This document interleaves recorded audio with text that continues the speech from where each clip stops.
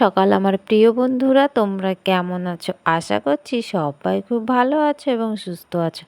আর তোমাদের আশীর্বাদ আর ভালোবাসায় আমরাও খুব ভালো আছি। আর আমার এই ভিডিও যে যেখান থেকেই দেখছো না কেন, সবাইকে ভালোবাসা জানিয়ে আজকে আবার একটা নতুন ভিডিও শুরু করছি। আর আশা করছি ভিডিওটা কোথাও না কোথাও তোমাদের একটু হলেও ভালো লাগবে।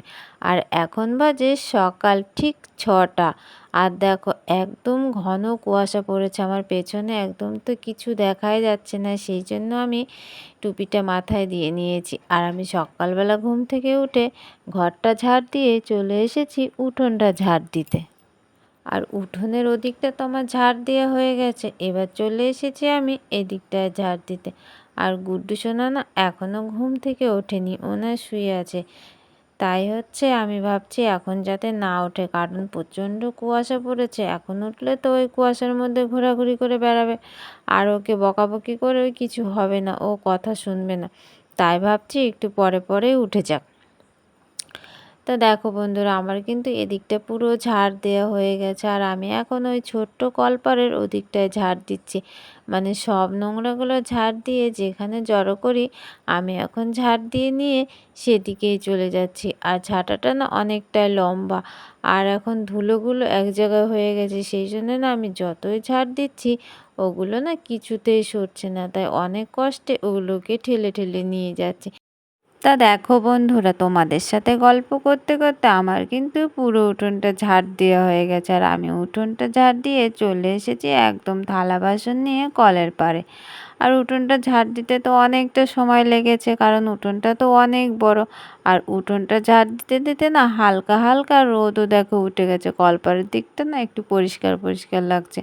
আর ও সকালবেলা তো একদম কুয়াশায় ভর্তি ছিল।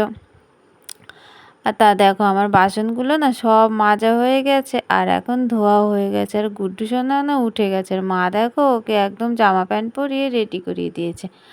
আর আমি চলে এসেছি দেখো যেখানে সবজি গাছগুলো লাগিয়েছিলাম, কপি গাছগুলো। আর আগের দিনের কপি গাছগুলো তো মরে গেছিলো, তাই না নতুন করে এনে লাগিয়েছি আবার।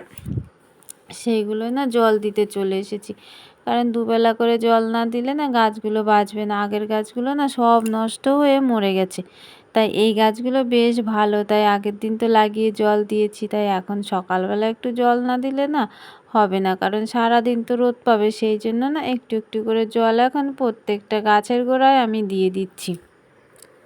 বেগুন গাছ, টমেটো গাছ সব গাছগুলো না বেঁচে গেছে, কিন্তু না কপি গাছগুলো একদম বাঁচেনি, তাই নতুন করে আবার লাগাতে হলো। তাই এদিকটা 2 লাইন লাগিয়েছি আর ওদিকে না 2 লাইন লাগিয়েছি।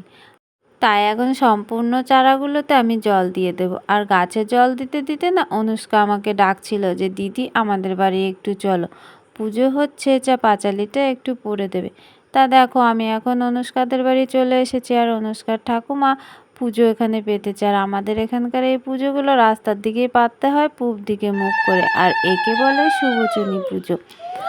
আর আমি এখন একটু ফুল জল দিয়ে দিচ্ছি, কারণ প্রত্যেকবার যখন পুজো হয় তখন কিন্তু অনুষ্কার দাদাই পাঁচালিতে পড়ে দেয়। আর আজকে না ও পড়তে গেছে, তাই হচ্ছে আমাকে ডেকে নিয়ে আসলো।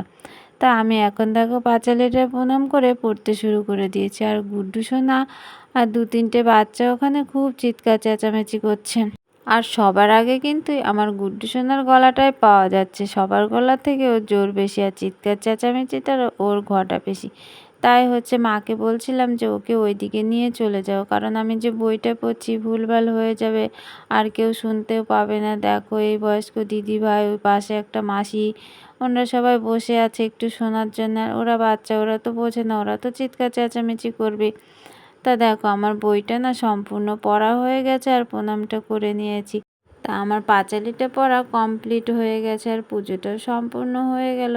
তাই এখন দেখো এই কাকিমা সবার মাথায় তেল দিয়ে দিচ্ছে, আর আমার গুড্ডু সোনার মাথায়ও কিন্তু তেল দিয়ে দিচ্ছে। ছোট বড় সবাইকে না মাথায় একটু তেল দিতে হয়। আর এদিকে দেখো কাকিমা কিন্তু আমার মাথায় একটু ভালো করে তেল দিয়ে দিল। আর তেল দেওয়ার পরে দেখো এখন যারা সধবারা আছে তাদের সবার কপালে একটু করে সিঁদুর ছুঁয়ে দিচ্ছে, আর এটা না সিঁদুর দিতেই হয়। এই পুজোতে তেল সিঁদুর আর পান সুপুরি একটা গুরুত্বপূর্ণ জিনিস। তা কাকিমা আমাকে দিল, আমিও কিন্তু কাকিমাকে একটু দিয়ে দিলাম। আর কাকিমা এখন চলে গেল ওই দিদিভাইয়ের কাছে মানে অনুষ্কার ঠাকুমাকেও একটু দিয়ে দিল। আর এখন কাকিমা দেখো সবাইকে কিন্তু প্রসাদটাও দিয়ে দিল। আর আমার গুড্ডু সোনা পালিয়ে গেল প্রসাদ নেবে না বলে। দেখো ও একটা লেবু নিয়েছে, ও আর কিছুই নেবে না। তাই আমরা দেখো বাড়ি চলে এসেছি। আর আমার শরীরটা না প্রচণ্ড খারাপ করছিল, সেই জন্য আজকে না আমি রান্না করতে যেতে পারিনি। তাই আজকের রান্নাটা মা বলল আমিই করি। তাই আনছি ঠিক আছে, তা আমি একটু শুয়ে থাকি, তাহলে রান্নাটা তুমি করে নাও। আর আমি তো শুয়ে থাকবো কি করে, গুড্ডু সোনা যা জ্বালাতন করে, গুড্ডু সোনার জ্বালাতনের জ্বালায় কে শুয়ে থাকবে। ও শুধু বারবার গিয়ে বলছে মা তোমার কি হয়েছে, তুমি ওঠো বাইরে চলো আমার সঙ্গে খেলা করবে। তাই কি করব, বাইরে চলে আসলাম। শুয়ে থাকতে আর পারলাম কোথায়, পায়ের ব্যথাটাও না খুব বেড়েছে। আর এদিকে না দেখো মা হচ্ছে 2-3টে লঙ্কা গাছ লাগিয়েছিল। আর দেখো এই গাছগুলোতে না একদম কালো কালো মোটা মোটা সুন্দর লঙ্কা হয়েছে। আর দেখতে না বেশ ভালো লাগছে। লঙ্কাগুলো না প্রচণ্ড ঝাল। ওদিকে তো দেখলে মা রান্না করছিল, আর মা রান্না বান্নাটা কমপ্লিট হয়ে গেছে। সব কিছু এখন এই বারান্দায় নিয়ে এসেছে, আর এখন আমি বসেছি ভাতটা বেড়ে নিতে। তাই মা ওদিকে আর একটা থালা দিচ্ছিল, তাই গুড্ডুকে বললাম থালাটা নিয়ে। আর আমার বারবার উঠতে বসতে না খুবই কষ্ট হয়, তাই আমি এখানে বসেছি, তাই ওকে বললাম। তা আমি এখন বসে এখানে ভাতটা বেড়ে নেব। আর আজকে আমাদের কি রান্না হয়েছে, আলু দিয়ে ডিমের ঝোল, আর হচ্ছে ধুতুল ভাজা করেছে পেঁয়াজ দিয়ে। আর গুড্ডু সোনার ঝোলটা না আলাদা করিনি, একদম হালকা ঝাল দিয়ে আমাদের ঝোল আর ওর ঝোল একসঙ্গে করে দিয়েছে মা।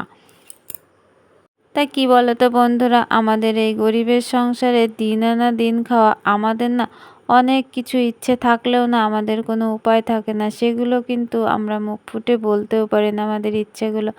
আর ইচ্ছেগুলো না আমাদের মনের মধ্যে থেকেই যায়। আর কি বলতো, আমাদের ওই ইচ্ছেগুলো পূরণ করতে গেলে না অনেক দিন অপেক্ষা করতে হয়, আর অনেকটা দিন ধৈর্য ধরে বসে থাকতে হয়। তা এখন আমরা সবাই বসে গেছি খেতে। আর গুড্ডু সোনা দেখো ভাত খাওয়ার আগে ওর জল তেষ্টা পেয়ে গেছে, তাই একটু জল খেয়ে নিল আর একটু লাফালাফিও করে নিচ্ছে। আর ওকে যতবার আমি বলছি যে তুই এখানে এসে বস, ও না কিছুতেই বসছে না। তাই ওকে ঝোল আর আলু দিয়ে আমি ভাতটা ভালো করে মেখে দিচ্ছি। আর ও দেখো আবার ছুটে কোথায় পালিয়ে যাচ্ছে, আবার দৌড়ে এসে আমাকে একটু জড়িয়ে ধরছে। দেখো কেমন করছে। ওকে আমি বারবার বলছি নিচে কিন্তু সিঁড়ি, উল্টে পড়ে যাবি, কিন্তু ও না কিছুতেই আমার কথা শোনে না। এত দুষ্টু কি বলবো তোমাদের। তা দেখো ওর পুরো ভাতটা আমি মেখে দিয়েছি। ও তো হয়তো একা একা খেতে পারবে না, আমি খাবো আর সঙ্গে সঙ্গে ওকে একটু খাইয়ে দেবো।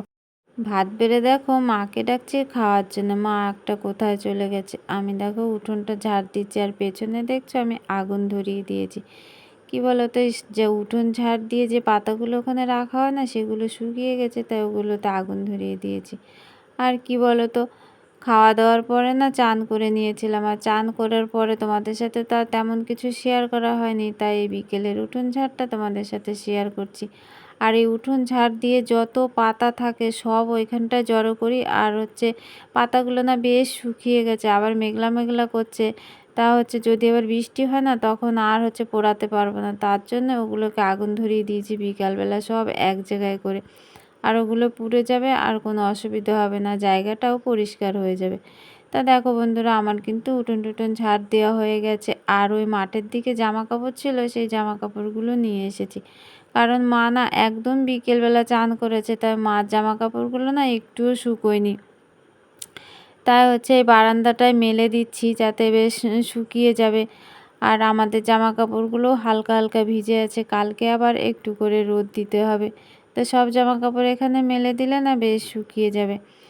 তা আমি তো সেই গেছিলাম জমির দিকে, আবার একটু জল দিলাম বিকেলবেলা। মা মা আমাকে বালতি করে জল নিয়ে দিয়েছিল, আর আমি মগে করে অল্প অল্প করে গাছগুলোতে দিয়ে দিয়েছি। কারণ গুড্ডু সোনা ওর মধ্যে থাকলে না গাছগুলো সব পা দিয়ে না নষ্ট করে দেয়।